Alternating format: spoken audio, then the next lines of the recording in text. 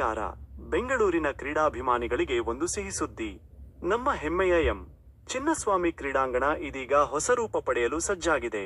ಕರ್ನಾಟಕ ರಾಜ್ಯ ಕ್ರಿಕೆಟ್ ಸಂಸ್ಥೆ KSCA ಈ ಕ್ರೀಡಾಂಗಣವನ್ನು ಅಂತಾರಾಷ್ಟ್ರೀಯ ಗುಣಮಟ್ಟಕ್ಕೆ ತರಲು ಬೃಹತ್ ನವೀಕರಣ ಯೋಜನೆಗೆ ಚಾಲನೆ ನೀಡಿದೆ.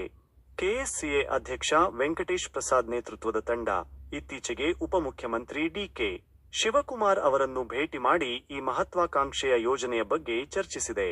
ಪ್ರಸ್ತುತ ಸುಮಾರು 34,000 ಆಸನ ಸಾಮರ್ಥ್ಯವನ್ನು ಹೊಂದಿರುವ ಕ್ರೀಡಾಂಗಣದಲ್ಲಿ ಹೆಚ್ಚುವರಿಯಾಗಿ 20,000 ಆಸನಗಳನ್ನು ಸೇರಿಸಿ ಒಟ್ಟು ಸಾಮರ್ಥ್ಯವನ್ನು ಹೆಚ್ಚಿಸುವ ಗುರಿಯನ್ನು ಈ ಯೋಜನೆ ಹೊಂದಿದೆ.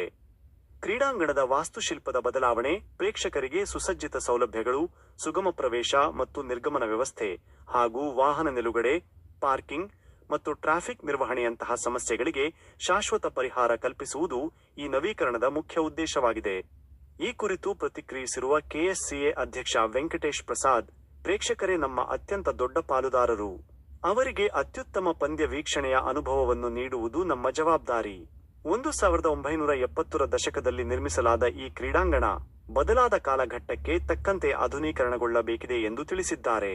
ಮುಂಬೈನ ವಾಂಖೆಡೆ, ಕೋಲ್ಕತ್ತಾದ ಈಡನ್ ಗಾರ್ಡನ್ಸ್ ಮತ್ತು ಚೆನ್ನೈನ MA ಚಿದಂಬರಂ ಕ್ರೀಡಾಂಗಣಗಳ ಮಾದರಿಯಲ್ಲಿಯೇ ಚಿನ್ನಸ್ವಾಮಿ ಸ್ಟೇಡಿಯಂ ಅನ್ನು ಕೂಡ ಉನ್ನತೀಕರಿಸಲಾಗುವುದು ಎಂದು ಅವರು ವಿವರಿಸಿದ್ದಾರೆ.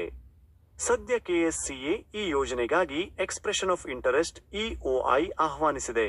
ಯೋಜನೆ ಬೃಹತ್ ಮಟ್ಟದಲ್ಲಿರುವುದರಿಂದ ಪೂರ್ಣಗೊಳ್ಳಲು ಸಮಯ ತೆಗೆದುಕೊಳ್ಳಬಹುದು. ಆದರೆ ಬೆಂಗಳೂರನ್ನು ಜಾಗತಿಕ ಕ್ರಿಕೆಟ್ ಕೇಂದ್ರವನ್ನಾಗಿ ಮಾಡುವ ನಿಟ್ಟಿನಲ್ಲಿ ಇದು ಮಹತ್ವದ ಹೆಜ್ಜೆಯಾಗಿದೆ. ಈ ವಿಷಯದಲ್ಲಿ ನಿಮ್ಮ ಅಭಿಪ್ರಾಯವೇನು? ಕಮೆಂಟ್ ಬಾಕ್ಸ್ನಲ್ಲಿ ತಿಳಿಸಿ. ಇದೇ ರೀತಿಯ ಕ್ರೀಡಾ ಸುದ್ದಿಗಳಿಗಾಗಿ ನಮ್ಮ ಚಾನೆಲ್ಗೆ ಸಬ್ಸ್ಕ್ರೈಬ್ ಆಗಿ. ಧನ್ಯವಾದ.